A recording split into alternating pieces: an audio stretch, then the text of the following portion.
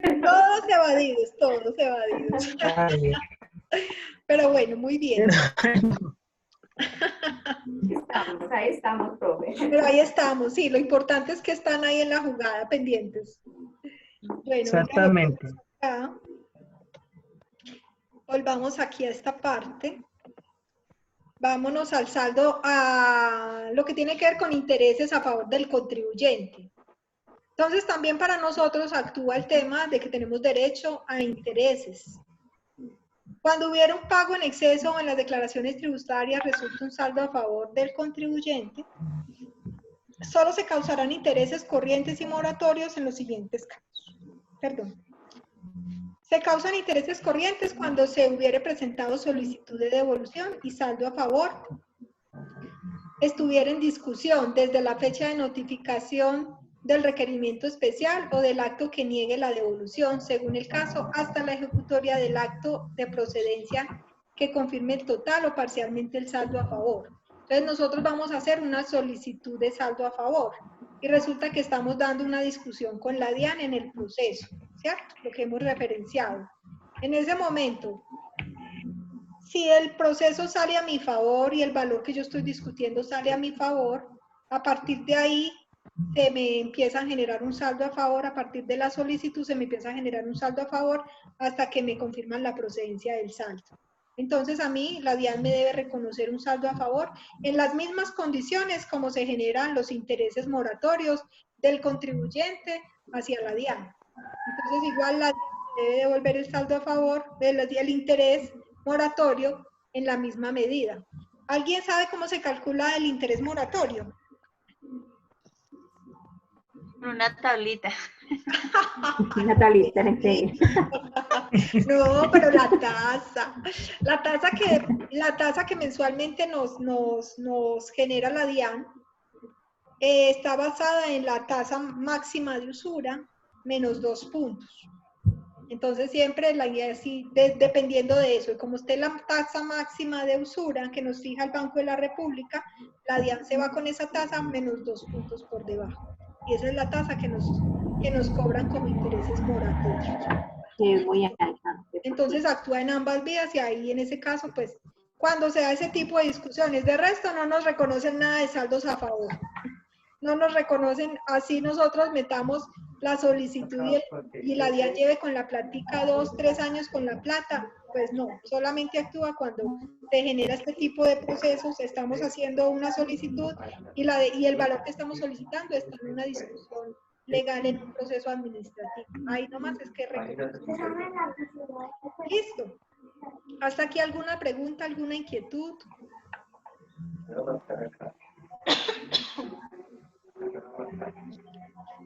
Bueno, quiero retomar esta parte del tema de la favorabilidad para que lo tengamos claro. En el tema de la favorabilidad es lo que estamos diciendo que nos trajo la ley de crecimiento. Por allí tengo a alguien hablando, chicos, si me ayudan a bajarle volumen a los micrófonos y lo van activando en la medida que van hablando, mejor para que me escuchen mejor. Entonces, con el tema de la favorabilidad, esto es lo que nos trajo la ley de crecimiento. Entonces, la ley de crecimiento nos abre tres escenarios en el tema de la favorabilidad. Primero está este color gris, donde estoy en etapa de cobro.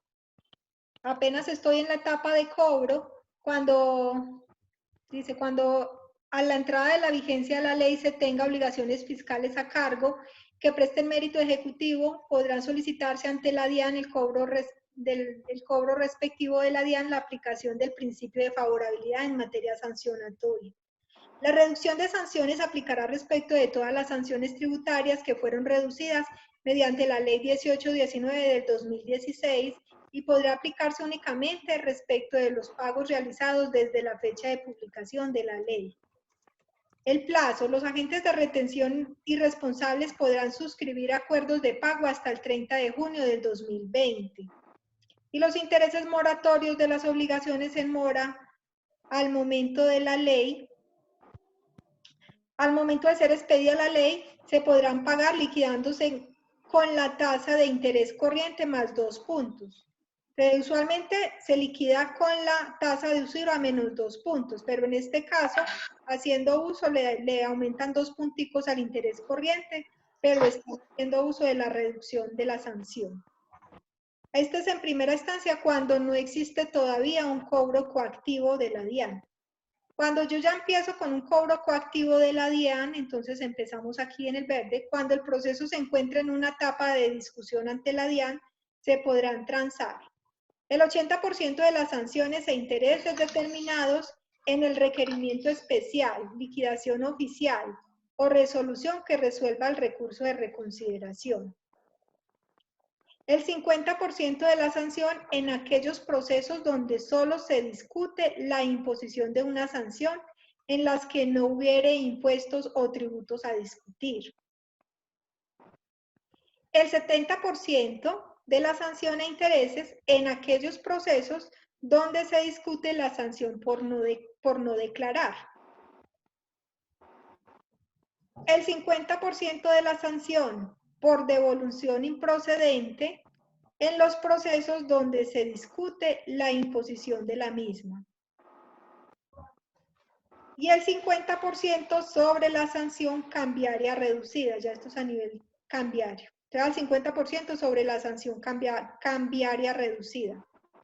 El plazo. Los agentes de retención y responsables podrán suscribir acuerdos de pago hasta el 30 de junio del 2020. ¿Sí? Entonces, esto en cada uno de los casos, dependiendo de cómo, en qué parte está la discusión, si hay impuestos, si no hay impuestos, si estamos dando la sanción a nivel cambiario, si estamos haciendo una sanción por devolución improcedente, también eso tiene una sanción cuando yo estoy queriendo timar al Estado, entonces también me hacen una sanción. Esto es cuando estamos en ese proceso de discusión con la DIAN, ¿cierto? No estamos en la vía gubernativa, donde estamos en el contencioso administrativo en demanda. Para eso existe el otro cuadrito que está a un ladito, que espérenme, yo corro esto para acá. Entonces, cuando estamos en materia tributaria, cuando el proceso se encuentra en etapa de demanda, aquí ya estamos ante el contencioso. Entonces, se podrán conciliar así. El 80% de las sanciones e intereses cuando el proceso se encuentre en una única o primera instancia ante un juzgado administrativo o tribunal administrativo.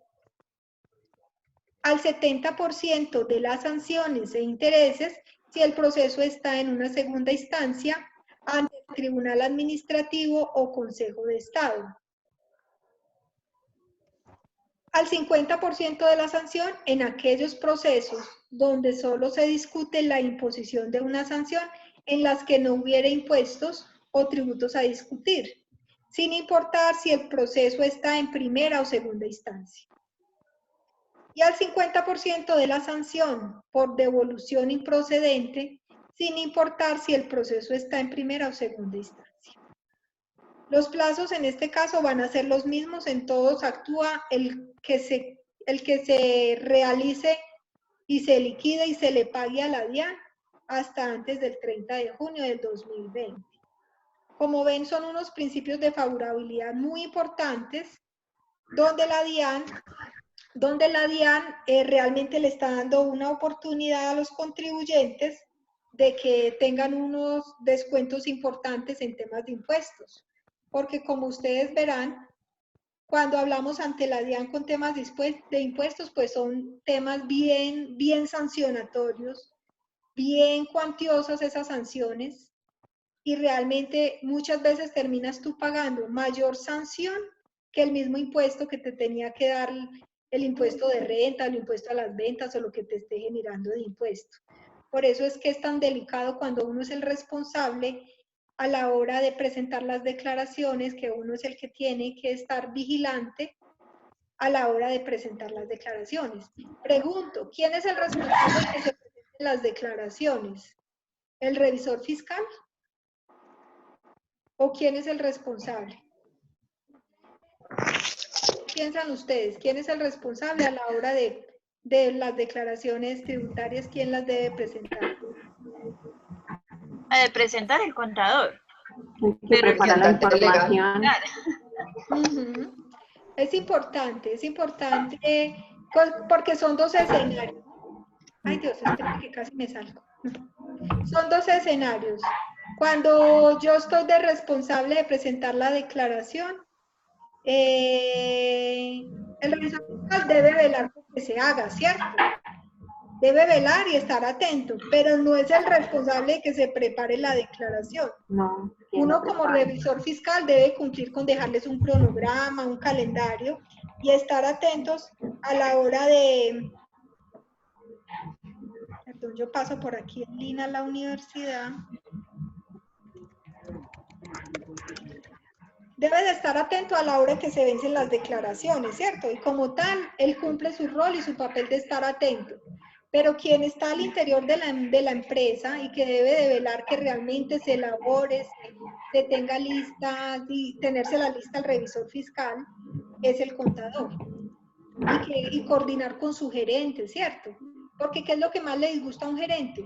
Que el último día, en la última hora, le estén diciendo que se vencen los impuestos, que hay que pagar y que nadie sabe si él tiene plata o no tiene plata, ¿cierto?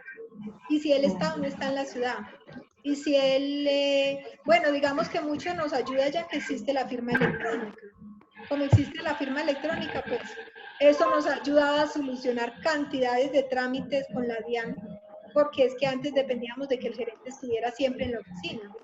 Ya con la firma electrónica es una ayuda muy importante que nos está dando la DIAN el hecho de tener todo sistematizado, la firma electrónica, y el contribuyente no tiene que salir corriendo para el banco. Porque yo con la firma electrónica ya le voy a dejar presentada la declaración de impuestos.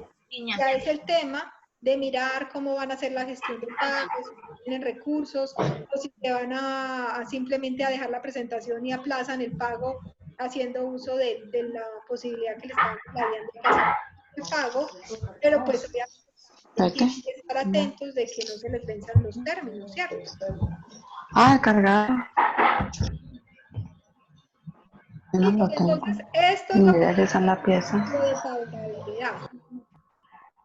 Este principio de favorabilidad lo traía la ley de financiamiento, la 1943, y con la continuidad con la ley de crecimiento se le dio continuidad a este tema de No, favorabilidad. niña. Bueno, procedimiento tributario. Quiero hacer énfasis también en esta parte. En lo que tiene que ver con la declaración de retención en la fuente ineficaz, se entiende como un documento que reconoce una obligación clara, espera, corro esto acá que no me deja leer, obligación clara, expresa y exigible que puede ser utilizada por la DIAN en los procesos de cobro coactivo. Entonces, en esta parte, la DIAN está aclarando qué es temas de retención en la fuente cuando se da por no presentada una declaración de retención en la fuente. La declaración de retención en la fuente, como hablábamos, se le extendieron los plazos de pago por 60 días. Pasados los 60 días se da por no presentada la declaración. Pero cuando entra la DIAN a hacer el proceso de cobro coactivo, la DIAN va a entrar a hacer el cobro coactivo basado en ¿qué? En la declaración que yo dejé colgada en la plataforma y que ya no, y que perdió vigencia, ¿cierto? Que perdió eficacia. ¿Por qué? Porque como yo la presenté y no la pagué, la DIAN tiene la huella de que si yo tengo una retención en la fuente y que no he pagado. Entonces la DIAN, con base en esa retención, en esa declaración que es ineficaz, viene y me hace el cobro coactivo de que yo no he pagado la retención en la fuente. ¿Sí? A nivel de notificación electrónica, cuando se establezca un correo electrónico, en el se entiende que el contribuyente acepta que todos los actos administrativos le sean notificados en forma electrónica a la misma dirección. Entonces, a nivel de procedimiento tributario, la dirección que queda claramente establecida para la DIAN, para cualquier proceso administrativo, es la dirección que está del RUT. Por eso debemos de mantener el RUT al día y con la dirección electrónica correcta.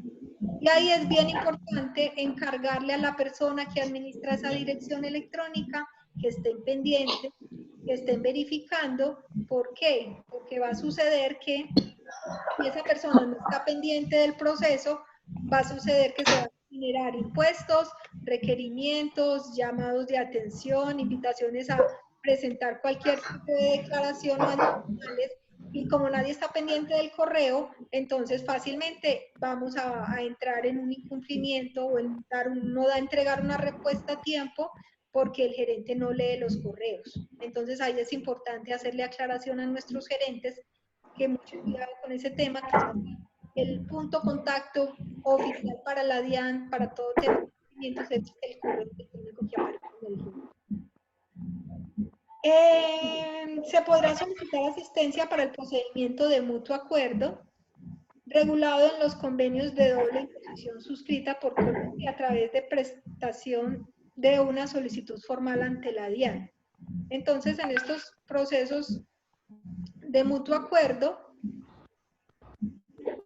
tiene que ver con el tema de acuerdos, tiene que ver con temas de acuerdos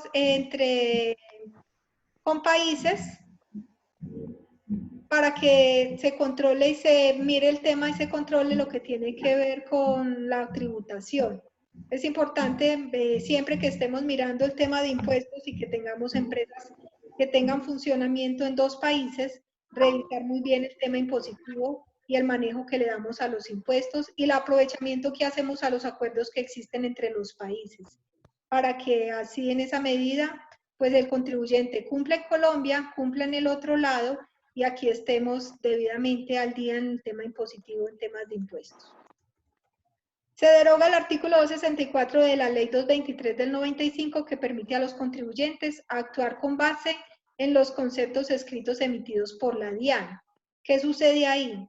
La DIAN, nosotros estamos acostumbrados muchas veces a hacer alusión a los conceptos emitidos por la DIAN para argumentarnos y defendernos ante la DIAN.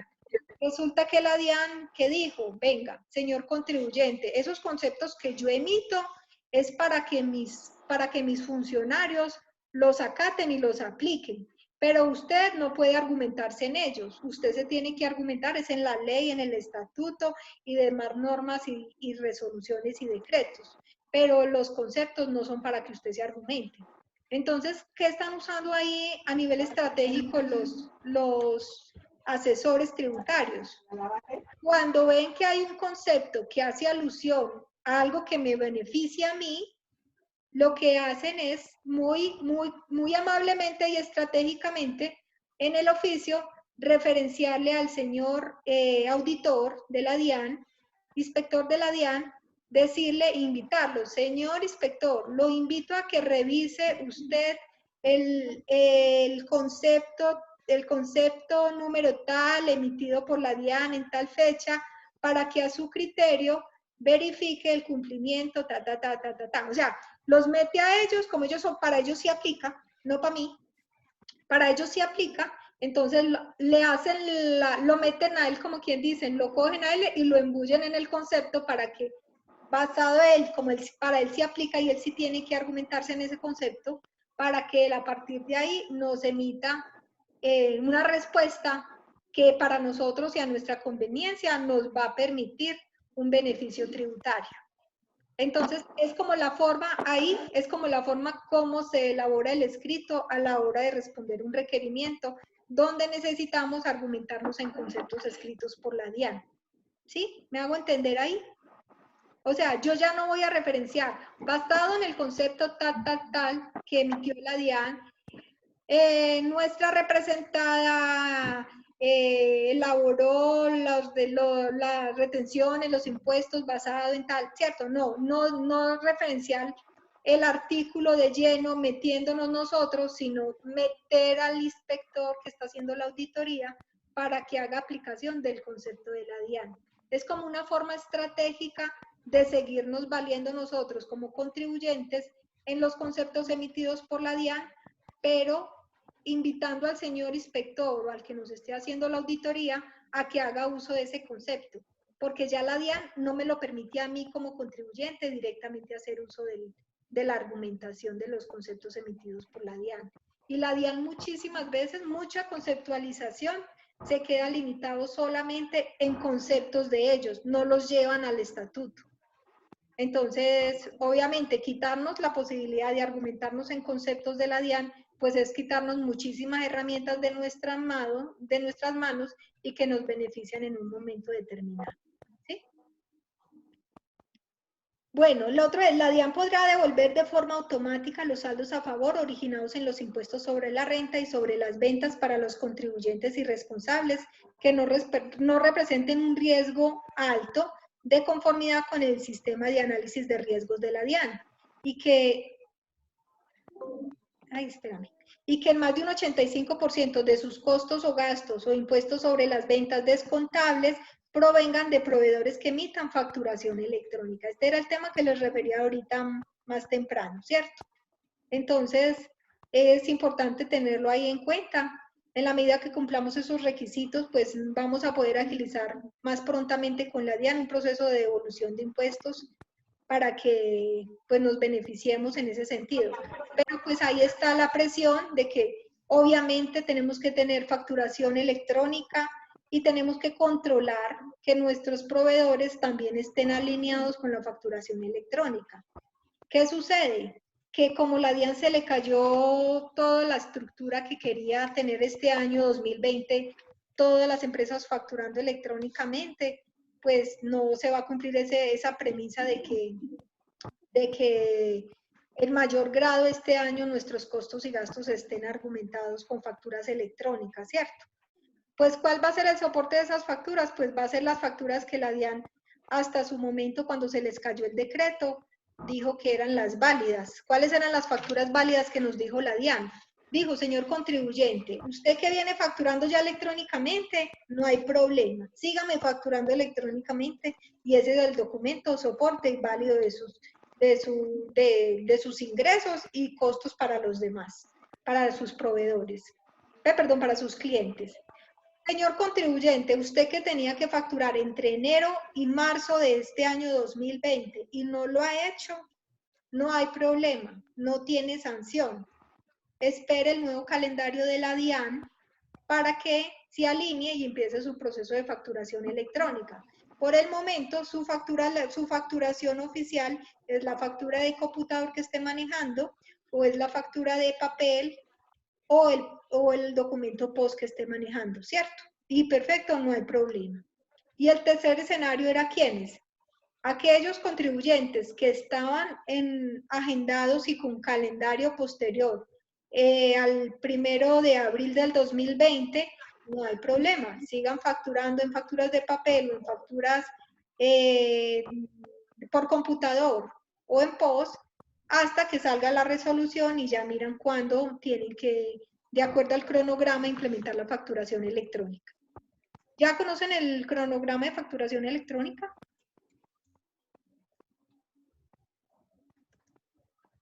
Chicos. ¿Ya salió el nuevo? Sí, ya salió. Ya salió por ahí, lo vi esta semana, pero los plazos no están largos, están muy cortos. Ahorita lo consulto y se los dejo en plataforma. Pero los tiempos que está dando la DIAN, la verdad, son tiempos muy cortos. Y con toda esta problemática, pues, también los veremos corriendo cronograma. Ay, Dios. Difícil, muy difícil con toda esta situación. Entonces, ahí con esos temas, el tema de facturación, pues estos requisitos tenemos que volverlos a mirar y estar pendientes de la DIAN frente a estos temas porque pues difícilmente los vamos a poder cumplir el tema de tener soportados todos los costos y gastos con facturación electrónica, ¿cierto? Bueno, ¿qué más nos trajo la DIAN en el procedimiento tributario? Nos trae que los contribuyentes, responsables o agentes retenedores podrán hacer sus declaraciones tributarias dentro de los 3 años al vencimiento del plazo para declarar, siempre y cuando no se les haya notificado requerimiento especial o pliego de cargos por la declaración que se corrige y se liquida la sanción por corrección. El término de firmeza de la declaración del impuesto. El término de firmeza de la declaración del impuesto sobre la renta y complementarios de los contribuyentes que determinen o compensen pérdidas fiscales a que estén sujetos al régimen de precios de transferencia serán de 5 años. Entonces, para las personas contribuyentes que manejen tema de precios de transferencia, tienen 5 años para compensación de pérdida. ¿Saben qué son precios de transferencia? ¿En temas de cambio de moneda o qué? No, Un informe que se tiene que pasar a la DIAN cuando uno tiene vinculados económicos en otro país. exactamente, sí, niña. El tema de precios de transferencia tiene que ver con vinculados económicos que realizan transacciones entre ellos. Entonces, con los precios de transferencia, ¿qué pretende la DIAN? Controlarles el manejo de precios en los productos que uno y otro se venden, ¿cierto? Que los precios sean los precios de mercado de esos productos que se registran en otros tipos de transacciones, o que no se dé como una manipulación al interior de las empresas de los vinculados económicos para disfrazar las utilidades o evadir impuestos. Y también en tema de préstamos entre los socios también, o sea, toda la vinculación, todos los manejos que ellos tengan, el relacionamiento que se den entre los vinculados económicos debe quedar declarados en estas declaraciones de precios de transferencias. Entonces es bien importante. Son ellos los que lo manejan, nadie más los maneja, los que tienen vinculados económicos. Bueno, tenemos esta otra. Ay, perdón, espérame un segundo.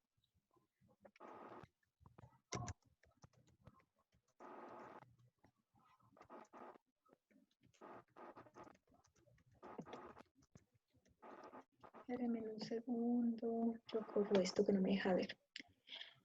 Bueno, venga, miramos primero este beneficio de auditoría. Este es importante, no sé si ya lo tenían en el radar, el beneficio de auditoría que nos está dejando la DIAN para las declaraciones que vamos a presentar ahorita. Entonces, tenemos un beneficio de auditoría que es que en 6 meses queden firmes las declaraciones tributarias, siempre y cuando la declaración aumente en un 30% del impuesto a pagar. En este caso, impuesto de renta, que aumente el 30%, pero ¿basado en qué? En la declaración que se presentó en el año anterior. Es decir, en el 2018 yo presenté una declaración que como mínimo tenía que haber pagado 71 VTs. 71 VTs más o menos equivalen como a 2.500.000. Ese es el mínimo para poder gozar de este beneficio de auditoría. Entonces, esa declaración que pagué en el 2018, con un impuesto de 2.500.000, tengo que aumentarlo en la declaración del 2019, aumentarla en un 30%. Y con base en eso, mi declaración del 2019 se va a cerrar en 6 meses. ¿Sí? Quiere decir, señores, que ahorita... Profe, una pregunta, perdón. Sí, cuéntame.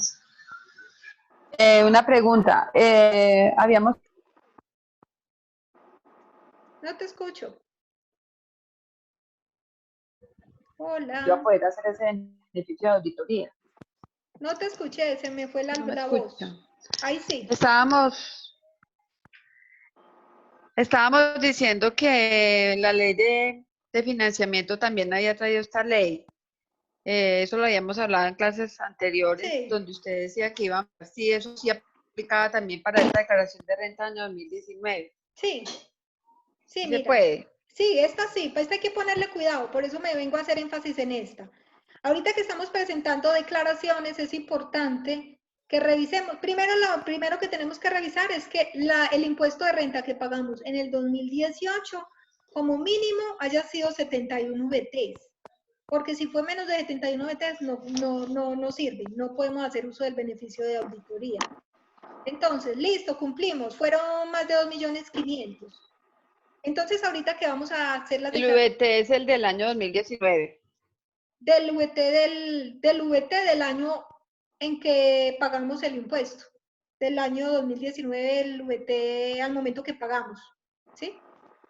¿Cuándo pagamos la declaración del 2018? El año pasado, ¿cierto? Entonces, en este momento tenemos que velar por qué ese impuesto tenga un incremento del 30%. ¿Para qué? Para que en 6 meses la declaración me quede firme. Es decir, si como dice la DIAN que en abril, finales de abril, se hacen las declaraciones, entonces presentamos la declaración.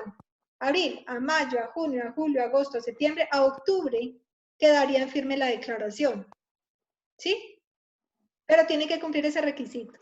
Que el impuesto que pagué en el 2018 haya sido como mínimo de 71 BTs.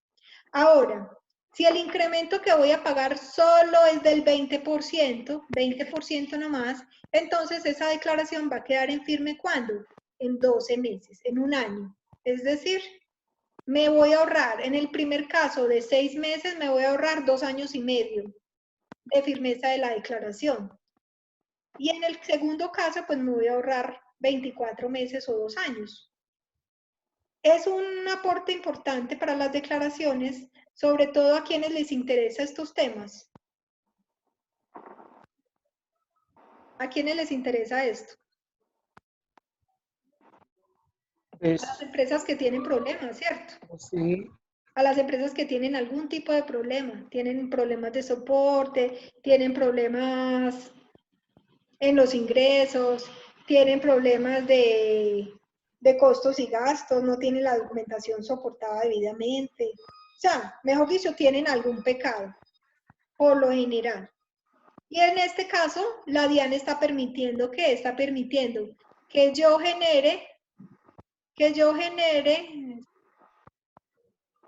el tiempo sí corre muy rápido, faltan 3 minutos, que yo genere, están pretendiendo que yo genere, que están permitiendo que yo genere un beneficio de poder corregir la declaración. Yo la presento ahorita y va a quedar en firme en octubre, pero si yo en septiembre hago una corrección de esa declaración, me siguen respetando los 6 meses desde la primera vez que presenté la declaración.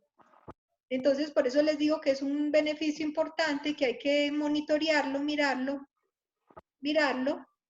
porque eso me va a permitir un manejo importante a nivel tributario. Y como me voy a salir porque me quedan 2 minutos. Ya vuelvo. Ya vuelvo. Ya les pongo el link. Chao. Chao.